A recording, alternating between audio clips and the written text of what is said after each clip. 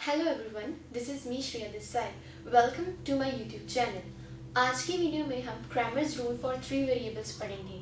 पिछली वीडियो में हमने क्रैमर्स रूल फॉर 2 वेरिएबल्स पढ़ा था। अगर आपने वो वीडियो नहीं देखी है तो इस वीडियो को देखने से पहले आप वो वीडियो ज़रूर देखें। पिछली वीडियो में हमने सिर्फ 2 वेरिएबल्स फाइंड किए थे, x और y। इस वीडियो में हम उन सम्स के साथ डील करेंगे जिसमें हमें 3 वेरिएबल्स फाइंड करने हैं और इस टॉपिक में ये सभी स्टेप्स यूज होंगे। पहला स्टेप था कैलकुलेट डिटर्मिनेंट। अगर आपने पिछली वीडियो देखी है तो ये स्टेप आपको अच्छे से समझ आएगा कि सबसे पहले हमें इस गिवन सेट का डिटर्मिनेंट कैलकुलेट करना है। डिटर्मिनेंट कैलकुलेट कैसे करते हैं वो मैंने आपको पिछली वीडियो में भी सिखाया था। कैलकुलेट करने के बाद हमें ये चेक करना है कि क्या हमारा डिटर्मिनेंट जीरो है। अगर तो जीरो है तो हम उसे प्रोसीड नहीं कर सकते, लेकिन अगर नॉट इक्वल टू जीरो है या नॉन जीरो है तब हम उसे प्रोसीड करेंगे। Second step is to calculate delta 1, delta 2 and delta 3। तो 3 वेरिएबल्स में हमारा एक एक स्टेप बढ़ता जाएगा क्योंकि इसमें हमें डेल 3 भी कैलकुलेट करना है। उसके बाद देखिए हमें x, y और z की वैल्यूज मिल जाएंगी with the help of del 1, del 2, del 3 and del. तो चलिए बिना टाइम वेस्ट किए हम क्वेश्चंस को देखते हैं। जैसे ये है पहला क्वेश्चन आपके सामने, 2x plus y minus z equals to 1, x plus 2y plus 2 is equals to 8, 3x minus y minus z is equals to minus 2। सबसे पहले हमें निकालना है डिटर्मिनेंट, तो हम इसे मैट्रिक्स फॉर्म में लिखेंगे। वो क्या होगा, डेल इज इक्वल्स टू, मैंने क्या कहा था, हर वेरिएबल का कोफिशिएंट लिखना है। तो मैं सबसे पहले x का कोफिशिएंट 2, देन 1, देन -1। देखिए यहाँ प्लस y और माइनस z है तो इसलिए मैंने यहाँ +1 और -1 लिखा है। तो जैसे कि आपको पता है अगर कोई भी कोफिशिएंट ना दिया हो तब उसे 1 की तरह कंसीडर करते हैं। तो अब देखते हैं नेक्स्ट लाइन। देखिए ये आएगा 1, 2 एंड 1, फिर आएगा 3, -1, -1। तो ये मैंने मैट्रिक्स फॉर्म में लिख लिया। अब मुझे कैलकुलेट करना है इसका डिटर्मिनेंट। अब इसका डिटर्मिनेंट कैलकुलेट करना कैसे है, क्योंकि जो पिछले सम्स हमने किए थे वो 2x2 मैट्रिक्स थे और उनको सॉल्व करना बहुत इजी था, लेकिन ये थोड़े से कॉम्प्लिकेटेड है इसलिए हमें इन्हें बहुत ही ध्यान से समझना होगा। अब हम इस 3x3 मैट्रिक्स को तोड़कर सॉल्व करेंगे। सबसे पहले मैंने आपको बताया था आई जे कैप होते हैं, उसी तरह से मैं आपको के कैप इंट्रोड्यूस करवाऊंगी। जैसे ये है आई कैप, ये है जे कैप और ये है के कैप। क्योंकि अब मेरे पास थर्ड कॉलम आ गई है इसलिए मेरे पास थर्ड कैप आ गया। अब देखिए सबसे पहले मैं आई कैप की बात करती हूँ। आई कैप वाला एलिमेंट क्या है मेरे पास, 2, मैं लिख लूंगी। अब मुझे क्या करना है, जैसे मैंने पहले बताया था 2 की कॉलम को हाइड करना है और 2 की रो को हाइड करना है और मेरे पास जो रह जाएगा वो मुझे एज इट इज लिख देना है। तो मैंने इन दोनों को हाइड किया तो मेरे पास ये 4 एलिमेंट्स लिख दिए। तो मेरे पास ये 4 एलिमेंट्स बच गए। तो मैं इन्हें कैसे लिखूंगी, इस तरह से 2, 1, -1, -1। मतलब अब ये मेरे पास एक और मैट्रिक्स बन गया 2x2 का। अब देखिए जाते हैं, ये तो आई कैप हो गया, आगे पॉजिटिव रहेगा क्योंकि आई कैप है। मैंने आपको बताया था ऑल्टरनेट साइंस चलते हैं, plus minus plus minus plus minus. तो पहला तो हो गया प्लस, अब दूसरा होगा माइनस, तो यहाँ क्या आएगा माइनस पहले तो आ जाएगा क्योंकि ये हम बात कर रहे हैं जे कैप की। तो जे कैप का एलिमेंट क्या है, 1। तो 1 के साथ कौन आएगा, hide it and hide it. क्या बच गया, 1, 1, 3, -1। तो ये रहेगा 1, 1, 3, -1। ओके, उसी तरह अगला देखते हैं -1। अब यहाँ आना तो प्लस ही था क्योंकि के कैप है, लेकिन इसके पास खुद के पास ही अपना माइनस है। ओके, तो इसके बाद यहाँ क्या आ जाएगा, ये हाइड कीजिए और ये कीजिए, 1, 2, 3, -1, 1, 2, 3, -1। ओके, अब देखते हैं इसको आगे कैसे सॉल्व करना। अब ये सॉल्व करना थोड़ा इजी हो गया इसके कंपैरेटिवली। नहीं देखो, जैसे कि ये 2 बाहर ही रहेगा, अब मुझे अंदर सॉल्व करना है। अब अंदर फिर से नई कैलकुलेशन होगी, ये आई कैप बन जाएगा और ये जे कैप बन जाएगा, ये आई कैप बन जाएगा, ये जे कैप बन जाएगा, ये आई कैप बन जाएगा, ये जे कैप बन जाएगा, जैसे हमने पहले सॉल्व किया। अब देखिए आई कैप का पहला एलिमेंट मैं लिखूंगी। अब मुझे ब्रैकेट्स बहुत ध्यान से लगाने हैं, ठीक है। तो सबसे पहला है 2, 2 किससे मल्टीप्लाई हो रहा है, hide it, 2 is multiplying with -1। उसके बाद मैंने क्या बताया था, बीच में आएगा माइनस का साइन। माइनस के साइन के बाद जे कैप, क्यों, क्योंकि जे कैप है। तो ये हाइड कीजिए, 1 किससे मल्टीप्लाई हो रहा है, -1 से। तो ये मेरे पास होगी एक ब्रैकेट सॉल्व, यानी ये वाली। ओके, अब उसके बाद मैं अगली ब्रैकेट पर चलूंगी, ये तो -1 बाहर ही रहेगा, अंदर क्या आएगा, 1 × -1, फिर से माइनस, क्या आएगा 1 × 3, ये भी इजी है। उसके बाद देखिए माइनस आई, ये अब मेरी अगली ब्रैकेट शुरू हो गई, ये वाला। तो ये आ गया मेरे पास -1 × 1 × -1, समझ लग रहा है ना? मैं हाइड नहीं कर रही हूँ क्योंकि मैंने पहले पिछली वीडियो में भी यही सेम चीज समझाई थी, ये कैसे सॉल्व करना है। उसके बाद माइनस, तो 2 इंटू 3, ये देखिए इस तरह से ये सॉल्व कर लेना है। अब ये इसको सॉल्व करना बहुत इजी हो गया है। जैसे 2, तो अंदर मल्टीप्लाई करेंगे, 2 इंटू -1 इज -2 माइनस। अब ये ध्यान रखिएगा माइनस माइनस प्लस हो जाना है, तो मैं इसको एज इट इज लिख लेती हूँ माइनस माइनस प्लस। उसके बाद देखिए -1 किससे मल्टीप्लाई होगा? -1 -3 के साथ, ये अंदर कैलकुलेशंस होंगी। उसके बाद ये वाली टर्म देखें तो -1 इंटू -1 -6। ओके, तो जब हम इसे सॉल्व कर लेंगे then answer will come out to be 9। तो ये कैलकुलेशंस आपको खुद से करनी है क्योंकि ये बहुत इजी है और मैंने पिछली वीडियो में भी ये समझाई थी। तो जैसे कि हमने देखा कि हमारा डिटर्मिनेंट आ गया था 9 and 9 is not equal to 0। अब उसी तरह हम क्या करेंगे, del 1 को सॉल्व करेंगे, जो हमारा नेक्स्ट स्टेप है del 1। del 1 के लिए मैंने आपको बताया था क्या करना है, हमें फर्स्ट कॉलम को चेंज कर देना है। फर्स्ट कॉलम की जगह कौन सी आ जाएगी? 1 8 एंड -2। सिंपल, और कुछ चेंज नहीं होना। अब इसे सॉल्व कर लेंगे। पहले आएगा 1, अब 1 किससे मल्टीप्लाई होगा? ध्यान से देखना बहुत, ये मल्टीप्लाई होगा 2 1 -1 प्लस किसके, अब माइनस, अब नेक्स्ट जे कैप, तो माइनस, ये किससे मल्टीप्लाई होगा? -1 मल्टीप्लाई होगा 8 1 -2 -1।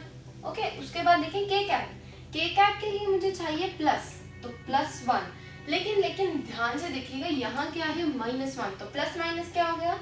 माइनस। अगर हम ब्रैकेट्स नहीं यूज करेंगे तो ये गलतियां होने की बहुत चांसेस है। तो -1 को जब हाइड किया तो बच गया 8 2 -2 -1, 8 2 -2 -1। ओके, अब इसे सॉल्व कर, अब ये तो बाहर 1 है तो इसको दोबारा लिखने की जरूरत नहीं है, हम इसको यही छोड़ देते हैं, अंदर सॉल्व करते हैं। तो ये आया 2 इंटू -1, बाहर माइनस 1 इंटू -1, ये बन गया। ये समझ आया ना कैसे किया मैंने? अंदर वाली ब्रैकेट को सॉल्व किया। अब इधर बात करते हैं माइनस, अंदर क्या आएगा? 8 इंटू -1 -1 इंटू -2। ठीक है, अब देखिए थर्ड ब्रैकेट भी इसी तरह से सेम सॉल्व हो जाएगी, पर साथ में माइनस आएगा बाहर, इसका ध्यान रखिए। -8 इंटू -1 -2 इंटू -2। समझ लगा? इसको सॉल्व कर लेते हैं फटाफट से। तो ये बन गया अंदर -2 + 1 -8 +2 -8 +4। तो जब हम इसे सॉल्व करेंगे तो आंसर मेरे पास आएगा 9। तो del 1 क्या आ गया मेरे पास? 9। तो अब हमें कैलकुलेट करना है del 2, और del 2 के लिए पहले मुझे इस मैट्रिक्स को सेम पहले जैसा लिखना होगा। क्या था पहले? 2 1 एंड 3। तो अब चेंज कौन सी होगी? सेकंड कॉलम, यानी ये वाली। तो इसकी जगह क्या आ जाएगा? 1 8 -2। ठीक है, क्योंकि ये नहीं कि पहले वाले में फर्स्ट चेंज किया तो दूसरे वाले में भी वही रहेगा, नहीं। जब दूसरे वाला सॉल्व करेंगे, del 2 सॉल्व करेंगे, तो ये फर्स्ट कॉलम पहले जैसे वापस आ जाएगा। ठीक है, del 1 की तरह नहीं रहेगा। अब देखिए इसे सॉल्व करते हैं, तो इसे भी सॉल्व करेंगे उसी मेथड से। ये आ जाएगा 8 1 -2 -1। अब आपको हाथ रख के करने की भी जरूरत नहीं है, अब तो आपको ऐसे ही आना चाहिए। 1 1 3 -1, ये देखिए -1। ये प्लस माइनस की मिस्टेक हर बार होती है, इसे बिल्कुल ध्यान में रखिएगा, क्योंकि जब भी हम सम्स सॉल्व करते हैं प्लस माइनस की गड़बड़ आती ही आती है। अब देखिए इसे सॉल्व कर लेते हैं। 2 अंदर आएगा 8 multiplied with -1 -2 multiplied with 1। Am I right? इसी तरह होगा ये सॉल्व। 2 बाहर रहेगा, अंदर देखिए -1 किससे मल्टीप्लाई हो रहा है? 1 इंटू -1 -1 इंटू 3। ठीक है, उसके बाद देखिए -1 ये किससे मल्टीप्लाई होगा? 1 इंटू -2 और माइनस होगा 8 इंटू 3 के साथ। ब्रैकेट्स का ध्यान रखिएगा, जब आप किसी पूरी स्टेटमेंट को ऐसी ब्रैकेट्स के अंदर लिखिए तो उनके अंदर मल्टीप्लिकेशन हो रही है वो कर्ली ब्रेसेस के अंदर। अब देखिए आगे, तो ये बन गया मेरे पास -8 +2 -1 -3, और ये बन जाएगा मेरे पास -1 इंटू -2 -24। तो जब हम इसे सॉल्व करेंगे तो आंसर आ जाएगा मेरे पास 9। ये मैं रो वाइज सॉल्व कर रही हूँ, मैं इन्हें लेकर चल रही हूँ। आपका मन करे तो आप इस तरह भी सॉल्व कर सकते हैं। यहाँ पे आ जाएगा 2 1 3 कॉलम वाइज सॉल्व करने पर। तो मेरे पास del 2 कितना आ गया? del 2 भी 9 ही आ गया। ये आपकी मर्जी है कि आपको इसे रो वाइज सॉल्व करना है या कॉलम वाइज सॉल्व करना है। तो अब हम कैलकुलेट करेंगे del 3। del 3 के लिए मुझे क्या करना है, बाकी टर्म्स को एज इट इज लिख देना है, यानी कि अब यहाँ पर आ जाएगा 1 2 -1 और इस साइड पर आ जाएगा 1 8 एंड -2। तो इसे सॉल्व कर लेते हैं फटाफट से। ये बन जाएगा मेरे पास 2 मल्टीप्लाई विद 2 8 -1 -2, उसके बाद माइनस ये बन जाएगा मेरे पास जे कैप। जे कैप की बारी आई तो देखिए क्या आ रहा है 1 8 3 -2। उसी तरह से जब मैं बात करूँगी इसकी प्लस के कैप 1 ही है तो कोई प्रॉब्लम नहीं है, तो बन जाएगा 1 2 3 -1। ओके, तो ये मेरे पास बन गया 2 इंटू -2 -8 इंटू 8। ब्रैकेट्स का ध्यान बिल्कुल रखना है। 1 इंटू -2 -8 इंटू 3। ये देखिए मैं कैसे इस तरह से मल्टीप्लिकेशन हो रही है ये, तो ये बन गया अंदर 1 इंटू -1 -2 इंटू 3। तो जब मैं इसे कैलकुलेट करूंगी तो मेरे पास आंसर आएगा 27। तो del 3 मेरे पास आ जाएगा 27। आप यहाँ तक लिखिए अपने नोटबुक्स में और खुद वीडियो को पॉज करें और खुद सॉल्व करें और कमेंट्स में आंसर लिखें कि क्या आपका आंसर सही है या नहीं, और फिर लास्ट में मैच कीजिए कि आपकी मिस्टेक्स कहाँ हुई थी। तो अब हम कैलकुलेट करेंगे एक्स वाई जेड की वैल्यूज, जो कि है हमारा तीसरा और फाइनल स्टेप। सो उस यहाँ पर del 2 की वैल्यू गलत लिख ली थी, यहाँ पर del 2 की वैल्यू 18 आएगी। जब आप कैलकुलेट करेंगे तो ध्यान से सॉल्व करिए, del 2 की वैल्यू 18 आनी चाहिए। तो देखिए x की वैल्यू क्या है मेरे पास del 1 बाय del, y की वैल्यू क्या है del 2 बाय del, यहाँ से देख सकते हैं आप। z की वैल्यू क्या है del 3 बाय del। अब मुझे कुछ नहीं करना, वैल्यूज पुट करनी है। del 1 यानी 9 उसके बाद del 2 यानी 18 उसके बाद del 3 यानी 27 तो इसे कैलकुलेट किया, ये तो 1 आ गया, ये 2 आ जाएगा और ये 3 आ जाएगा।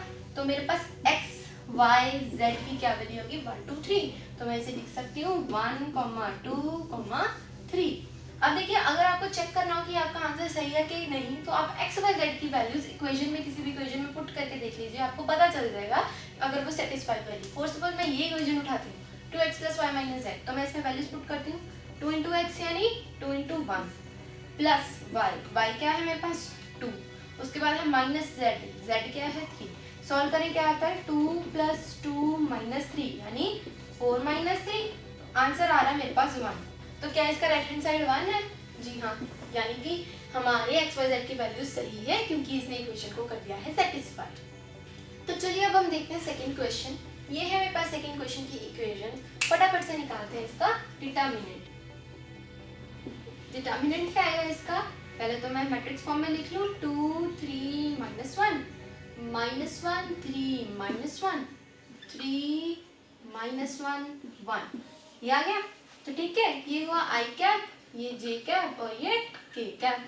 अब सॉल्व करते हैं। सबसे पहले 2 ये मल्टीप्लाई होगा मेरे पास 3 -1 1 के साथ, और फिर आएगा -1, ये मल्टीप्लाई होगा 3 -1 और 1 के साथ। तो हम इसे कैलकुलेट कर लें। तो सबसे पहले 2 किससे मल्टीप्लाई होगा -1, तो 2 किससे मल्टीप्लाई होगा 3 -1 1 के साथ, 3 -1 1। उसके बाद आएगा -1 किससे मल्टीप्लाई होगा 3 -1 1। सिमिलर 3 -1 1। उसके बाद देखिए 3 किससे मल्टीप्लाई होगा 3 -1 तो अब इसकी कैलकुलेशन आपके लिए बहुत इजी है। तो जब आप इसे कैलकुलेट करेंगे तो आंसर आएगा आपके पास 6। ये आपको खुद से कैलकुलेट करना है क्योंकि ये इसको मैं ऑलरेडी पहले समझा चुकी हूँ। आगे देखते हैं। अब मुझे निकालना है del 1। तो 6 तो है नॉन जीरो, अब मतलब हम आगे फर्दर लिख सकते हैं। तो यहाँ मैं लिख देती हूँ del = 6। अब बात करते हैं del 1 की। अब देखिए del 1 के लिए क्या करना है, मुझे इसे चेंज करना है। इसकी जगह क्या आएगा -3 10 -4। इसे सॉल्व करते हैं तो ये बन जाएगा -3 किससे मल्टीप्लाई होगा 3 -1 1। उसके बाद देखते हैं जे कैप वाला, वो किससे मल्टीप्लाई होगा 10 -1 -4 1। उसके बाद देखते हैं के कैप वाला यानी 3, वो किससे मल्टीप्लाई होगा 10 3 -4 एंड -1। इसे हाइड करके देख लीजिए, ये आ जाएगा आपके पास। जब मैं इसे सॉल्व करूंगी तो मेरे पास आंसर आएगा 6। तो यानी del 1 मेरे पास क्या आ गया 6। अब हम बात करते हैं del 2 की। del 2 के लिए मुझे फिर से इसे पहले जैसा लिखना है, यानी 2 3 -1। चेंज क्या होगा, सेकेंड रो, यहाँ पर सेकेंड कॉलम, यहाँ पर क्या आएगा -3 10 -4। अब ये कैसे बन जाएगी, ये देखिए ये बन जाएगी मेरे पास 2 × 10 -1 -4 1। ठीक है, प्लस, पर साइन किसका, माइनस का। माइनस माइनस क्या हो गया प्लस, क्योंकि ऑलरेडी एक तो जे कैप वाला माइनस और दूसरा इसके वाला माइनस। तो ये बन जाएगा मेरे पास 3 -1 -1 1। उसके बाद देखते हैं आखिरी, यानी के क्या वो है 3। 3 किससे मल्टीप्लाई होगा, 3 देखिए इस वाले हिस्से के साथ होगा ना, 3 10 -1 -4। तो जब मैंने इसे सॉल्व किया तो मेरे पास आंसर आया 12। तो मेरे पास del 2 क्या आ गया 12। अब बात करेंगे del 3 की। del 3 के लिए मुझे क्या करना है, इसे चेंज करना है और बाकियों को वापस से वैसा ही लिख देना है। वो क्या हो जाएगा मेरे पास -1 3 -1 और k क्या आ जाएगा मेरे पास 3 10 -4। ये समझ लगा। तो जब मैं del 3 को सॉल्व करूंगी तो del 3 जो है, तो जब मैं del 3 को सॉल्व करूंगी तो del 3 मेरे पास आ जाएगा -6। ठीक है, ये आपको खुद से सॉल्व करना है। तो हम देखते हैं कि x y z की वैल्यूज क्या आएगी। तो x की वैल्यू क्या आएगी del 1 by del, यानी कि del 1 क्या है 6/6, तो मेरे पास आ गया 1। y की वैल्यू क्या है del 2 by del, तो ये क्या आ जाएगा 12/6, तो 12/6 क्या है मेरे पास 2। z की बात करें तो वो है del 3 by del, वो क्या है मेरे पास -6/6, तो आंसर क्या आ जाएगा -1। तो x y z की वैल्यू आ गई 1 2 -1। इजी। इसी तरह से अगर आपको इसे भी चेक करना तो आप क्या करेंगे, इसको पुट करके देख लेंगे। तो अब हम देखते हैं थर्ड क्वेश्चन। ये भी इजी है, आपको प्रैक्टिस करनी है बस। तो सबसे पहले मैं इसका डिटर्मिनेंट निकाल लेती हूँ। ये आएगा 1 2 5 4 -6 -2 3 6 3। ठीक है, तो मैं इसको कैलकुलेट करती हूँ पहले आई कैप के लिए। तो ये आ जाएगा मेरे पास -6 6 -2 3 -4 × 2 6 5 3। देखिए 4 किससे मल्टीप्लाई हो रहा है 2 6 5 3। तीसरा क्या है 3, तो 3 किससे होगा 2 -6 -6 5 -2। तो जब हम इन्हें सॉल्व करेंगे तो मेरे पास आंसर आएगा 168 और 168 इज नॉट इक्वल टू 0 और इसको हम प्रोसीड कर सकते हैं। अब मुझे कैलकुलेट करना है डिटर्मिनेंट 1। अब डिटर्मिनेंट 1 कैलकुलेट करने के लिए मुझे क्या करना है, कुछ नहीं करना है, बस यहाँ पर चेंज करके लिख देना है 2 -3 -5। तो अब क्या होगा, 2 किससे मल्टीप्लाई होगा, ये देखिए -6 6 -2 and 3 और फिर आएगा +4, ये किससे मल्टीप्लाई होगा -3 6 -5 and 3। उसके बाद आएगा +3, 3 किससे मल्टीप्लाई होगा -3 -6 -5 -2। समझ लगा कि मैंने कैसे मल्टीप्लिकेशन की है, खुद से ऐसे हाइड करके देख लीजिए, आपको समझ आ जाएगा। तो डिटर्मिनेंट 1 जब मैं सॉल्व करूंगी वो आ जाएगा मेरे पास -168। तो del 1 इज -168। ये ध्यान रखिएगा कि माइनस है, क्योंकि जब हम x y z की वैल्यूज निकालते हैं तो कई बार ये मिस्टेक हो जाती है। उसके बाद देखते हैं del 2 कैलकुलेट करना है। अब del 2 कैलकुलेट करने के लिए क्या करना है, ये तो पहले जैसा ही लिख दो बिल्कुल, क्या था 1 2 5। अब 2 की जगह चेंज होगा, 2 की जगह कौन आ जाएगा 2 -3 -5। तो मैं इसे सॉल्व करती हूँ। 1 किससे मल्टीप्लाई होगा -3 6 -5 3 के साथ, -2 ये किससे मल्टीप्लाई होगा 2 6 5 3। अब बात करते हैं 3 की, 3 किससे मल्टीप्लाई होगा 2 -3 5 -5।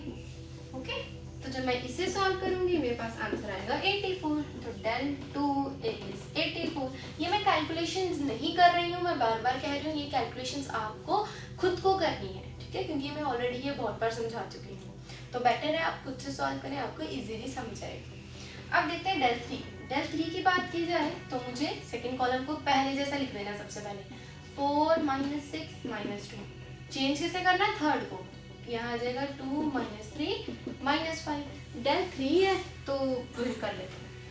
तो अब देखिए डेल 3 की बारी आ गई। डेल 3 में क्या होगा 1, ये 1 किससे मल्टीप्लाई होगा इस वाले से, ये आ जाएगा माइनस 6 माइनस 3 माइनस 2 माइनस 5।